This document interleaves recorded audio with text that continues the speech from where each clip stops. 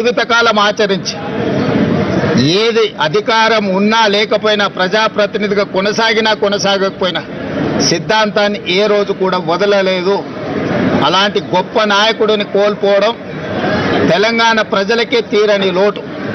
అందుకే ప్రభుత్వ పక్షాన వారికి అధికారిక లాంఛనాలతో కార్యక్రమాలను నిర్వహించడమే కాదు, వారి కుటుంబానికి కామ్రేడ్ సోదరులకు ప్రభుత్వ పక్షాన అన్ని రకాల సహాయ సహకారాలు అందించాలి అని నిర్ణయించుకున్నాం.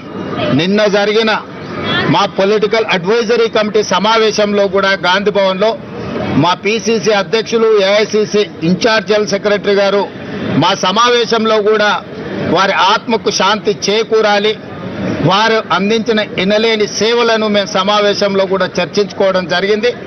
సమావేశంలో కాంగ్రెస్ పార్టీ సంపూర్ణంగా ఈరోజు తీర్మానం చేయడమే కాదు, మల్లికార్జున్ ఖర్గే గారు కూడా వారి సానుభూతిని ఆ కుటుంబాలకు అండగా నిలబడతామని సందేశాన్ని చెప్పండి అని చెప్పి నాకు సూచన చేసిండ్రు.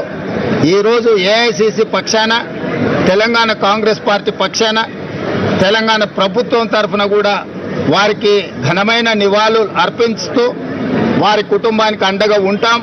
వారి ఆత్మకు శాంతి చేకూరాలని, వారి కుటుంబం మనోధైర్యం కోల్పోకుండా ఉండాలి అని కోరుకుంటూ మీ అందరి దగ్గర సెలవు తీసుకుంటున్నా. జోహార్ కామ్రేడ్ సుధాకర్ రెడ్డి గారు. సురవరం సుధాకర్ రెడ్డి గారి జ్ఞాపకార్థం ఏదైనా ఒక మంచి నిర్ణయం తీసుకుంటాం, మంత్రివర్గంలో చర్చిస్తాం.